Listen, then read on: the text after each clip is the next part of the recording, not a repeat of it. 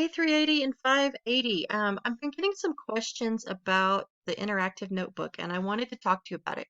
So, in the week one folder, I have in the announcements some information here that tells you to start building your notebook.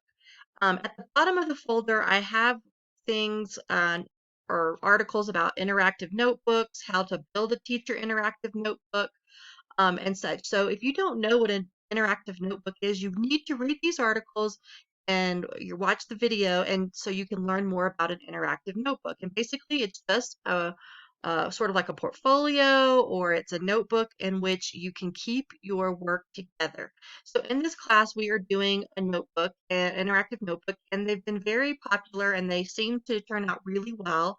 And so I want to continue using them in this class because being an online class, you are doing little bits of art every week. Either I assign it or your peers, your peer art lessons, or the elements of art.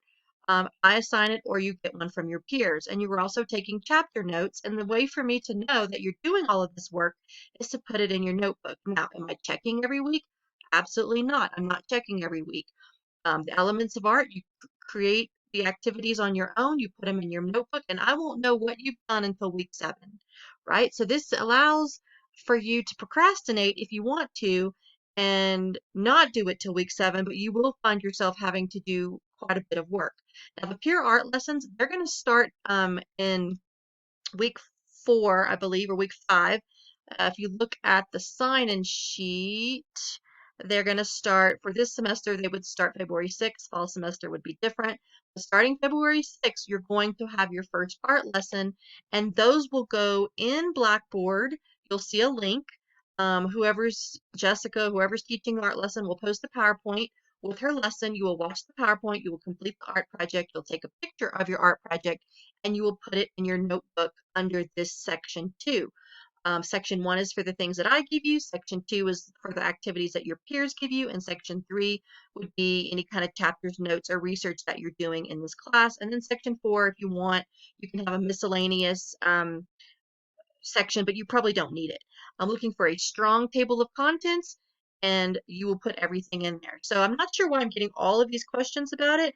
I think you just maybe feel like, she's asking me to do something, but she's not having me show her. Well, that's okay. You guys are all grown-ups, and I know that you're going to do it. And when you submit these peer art lessons into Blackboard and into your notebook, then I will be able to see them in Blackboard. And if you don't post them in Blackboard, you will lose participation points. So that will be one way that I can check.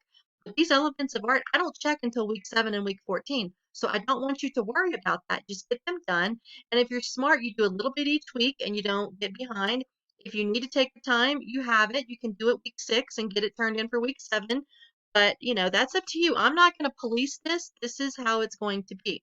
So you're going to be posting your notebook in GoReact. And here's an example of what it looks like. This was a student. She did a theme. It was a bee theme. Everybody has to have a theme. She walks me through it. I can hear her voice. She's doing a table of contents. It's small, I know, but you can see she's got her sections. She's got her page numbers. I'm looking for page numbers. And then she starts going through and showing there's more table of contents. There's her color wheel. You see the little bee that she has. She has her little stickers. And here's her line activity. And this is how I know that you've done your work. If I don't see these things and you don't walk me through it, you won't get full credit on your notebook, and then you will lose participation points as well. So again, here is here she's doing some of her peer activities, and she's showing me the ideas that she had or the art projects that she did. And so I know that the student has done all of her work that was asked of her. And then you can come down here and she has her chapter notes, and I can see her chapter notes and so on.